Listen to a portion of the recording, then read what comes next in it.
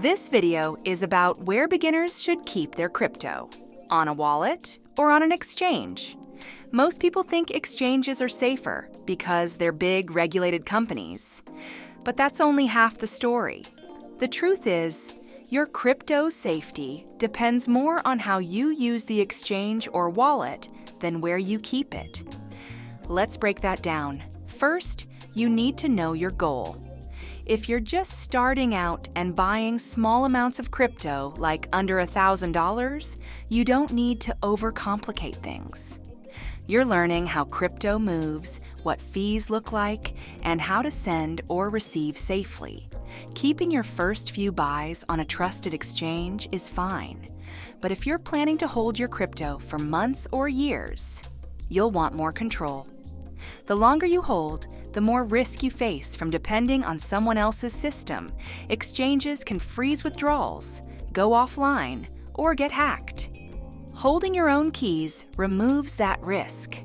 If you're an active user who likes trying new blockchain projects, playing in DeFi, or collecting NFTs, you'll need a wallet that connects easily to apps. In that case, your setup has to balance access and safety. You'll want quick control without making your savings easy to steal. Here's the key idea. How often you need your crypto decides how hot or cold your storage should be. Hot wallets are for frequent access, which is great for quick actions, not so great for sleeping well at night. Cold wallets are offline. They're slower to reach, but far safer for long-term holding.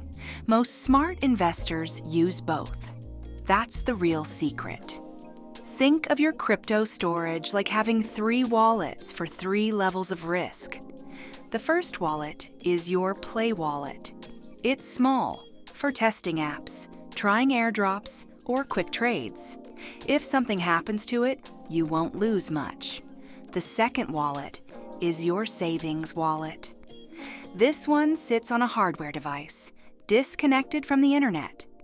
It holds your mid-size balance, which is what you don't plan to spend soon. The third wallet is your vault. That's where your serious holdings live. It's protected with a passphrase, maybe even air-gapped, meaning it's never connected directly to a computer. Here's a simple rule. When the amount you own is big enough that losing it would hurt, that's when you should move it off the exchange and into cold storage. Now let's talk about exchanges, because even if you only use them at first, you still need to know how to stay safe. Choose your exchange, like you'd choose a bank. You want one that's been around for a while, operates legally where you live, and has a clean record with regulators. At the moment, Coinbase, Kraken, Bitstamp, and Gemini are known for strong compliance and transparent operations. Binance is still huge, but its rules differ by country, so check what's allowed in your region. Before you trust any exchange, check for a few key features. Do they show proof of reserves or have an external audit? Do they let you create and allow list of withdrawal addresses? Can you review and remove active devices or sessions? Do they have clear security reports or public responses to incidents? If the answer to most of these is yes, you're in safer hands. Once you've picked one, secure it like your life savings depend on it, because they might turn on app-based 2-factor authentication using an app like Google Authenticator. Avoid using SMS codes, as they can be stolen through SIM swaps. Setup: withdrawal address allow listing, which stops hackers from sending your funds elsewhere. Check your device list every few weeks to make sure no strangers have logged in. Bookmark the Real Exchange website, and always use that link.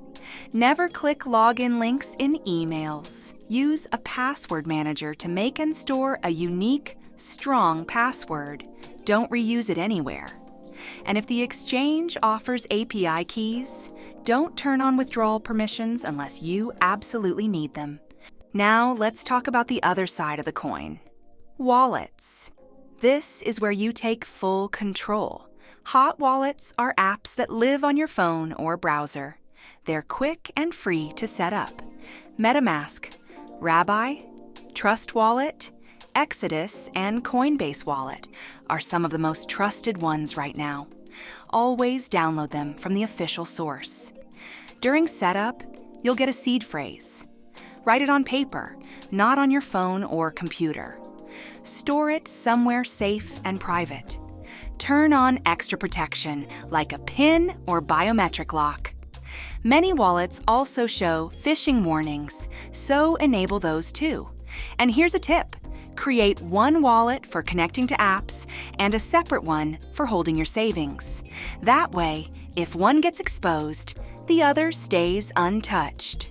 Cold wallets are hardware devices that store your private keys offline. Some of the most trusted brands today are Ledger, Trezor, Bitbox02, Cold Card for Bitcoin-only users, and Keystone. Always buy directly from the manufacturer's official site, never from resellers. When you first set it up, keep it offline. Generate your seed phrase on the device, write it down, and never type it anywhere. Some people now use steel plates instead of paper because they survive fire and water damage. Update the device firmware through the official app and verify the wallet address on the device screen before you send any funds. Now, here's how to make your first transfer safely. Log into your exchange, select Withdraw, and paste your wallet address. For a hardware wallet, confirm the address shown on the device screen matches what you see on the computer. For a hot wallet, use a QR code to avoid typos. Send a small test amount first. Check that it appears in your wallet and verify it on the Blockchain Explorer. Only after that should you transfer the rest. Once it's done, take a minute to write down the process for next time. Now that your funds are in your wallet, let's talk about keeping them safe long-term. Your seed phrase is the master key that controls access. Never save it digitally. Make 2 written copies and store them in different secure places, like a safe and a safety deposit box.